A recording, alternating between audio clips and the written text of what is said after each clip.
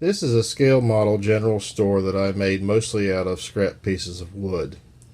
When I got into the idea of thinking about making a miniature, I was really surprised at how much kits and materials cost. So I had a lot of stuff laying around the house, and I thought, well, I'll just try to make a miniature store out of scraps. And I never really exactly finished it, but you can see some of the inside. The shelving and of course the canned goods were all purchased as kits.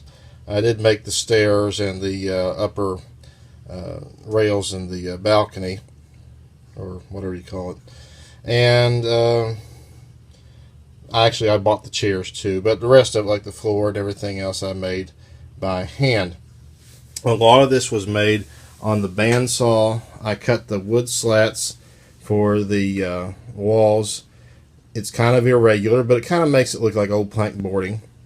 And the only thing that I really bought wood-wise was the trim. I bought some balsa trim from Michael's. The shingle slats on the roof line were made all for popsicle sticks. I bought a great big box of popsicle sticks for like $8. And just cut them at various lengths using a letterpress lead slug cutter. And then I made the little corner pieces that you see on the porch posts. I made those on a scroll saw, just some scrap ends I had from my Christmas ornaments. And then I made, of course, the flooring, as you can see, from popsicle sticks as well, just different lengths cut and then stained. You can kind of, in a way, see some of the things on the inside of the store. It looks pretty nice, really. I'm happy with it. I'm a newbie when it comes to woodworking. I don't pretend to know a whole lot of stuff, but I think I did pretty good on this for a first attempt. What I want to show you, though, is some things that I did make that you can make if you're wanting to do it yourself and not necessarily follow stuff with a kit that I think you'll be pleased with, but you don't necessarily have to have a lot of money put into this. This whole store, I probably have, excluding the kits that I bought years ago, I probably have maybe $15 in it, maybe a little bit more, because of the wood trim I bought, and then the stain, of course, and the glue. And by the way, for glue, I like to use Weld Bond glue. This is good craft glue, and it's also good for woodworking if you're making, like, brad nailing joints together, like with boxes and so forth. Put this in first, and it's got a really strong hold, and it dries clear. All right, moving here left to right, there's a few things that I'm kind of proud of in a way. This wood pile was just made from a hemlock branch, and I just cut it, of course, tapered down in various sizes. So I just made some cuts on the bandsaw and then took some hot glue and glued it all together. I put, you can kind of see it underneath here, under 2 popsicle sticks to kind of make a sled or a base to glue it on. Next thing that I really like the most probably is my axe, and it was just made from a single popsicle stick that I cut out on the freehand cut on the scroll saw, and then of course colored it with Sharpie, stained it, and rounded off the handle with a rotary sander. My crosscut saw was basically made the same way. I got 2 matchsticks for the handles, and this piece was a popsicle stick, which I just sit there and cut little teeth in for the saw blade. Not exactly the greatest thing, but I think it works for the kind of the craft look. My mum pot here, when I went to purchase a local hobby store an actual flower pot for miniatures, it was extremely expensive, I thought. So we eat a lot of grapes here, so I got some grape pits. That's what these things are here, and just painted them yellow, and then kind of arranged them and glued them into this little pot that I made on my lathe. Just made a little impression just to kind of hold everything down, and then with my parting tool cut some sections in it to make it look like bands, and then colored it with Sharpie or black paint.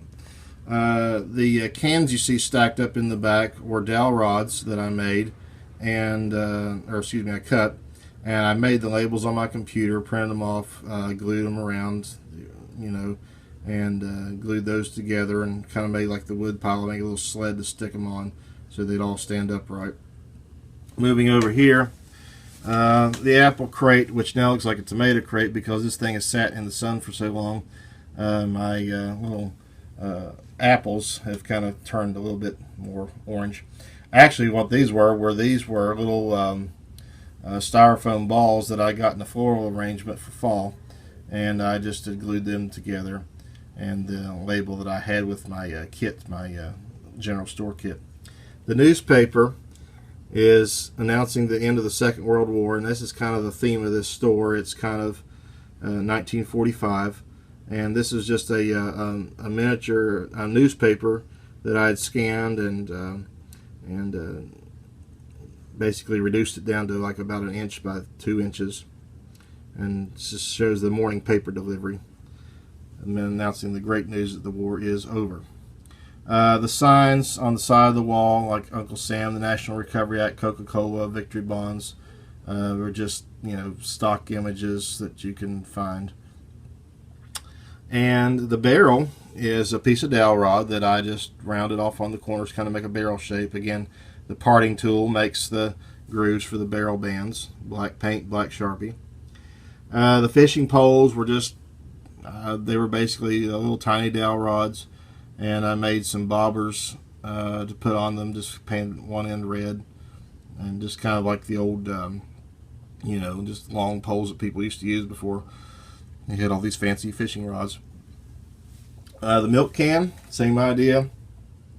Dowel rod, made a kind of a cove in it, rounded off the bottom, painted silver. And over here we have the hay bales, which they look like hay bales from the back, but they're not.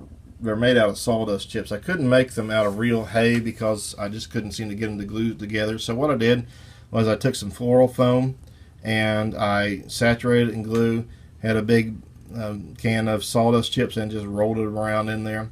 And it looks pretty good, really, when you just kind of stand back a ways from it.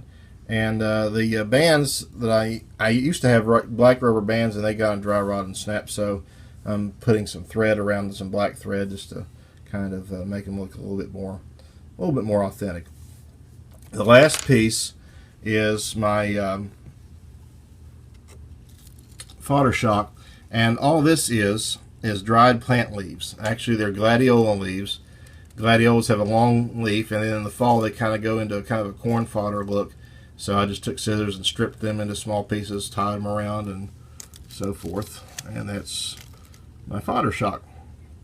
So a lot of this, it took me a while, and I just worked on it here and there as I could. But a lot of this is just basically scraps of wood that that you probably have laying around. Again, the trim was purchased from Michael's. It's balsa trim, and I stained it, and just had fun making it. So I'm not really into the dollhouse thing, but I do like old general stores, and just enjoyed making this, and it might inspire you to make one yourself. Again, the whole thing probably cost me $20 maybe, and you can do this too, and give it a try. And remember, the best way to have the most success in your shop is to know the master carpenter, Jesus Christ.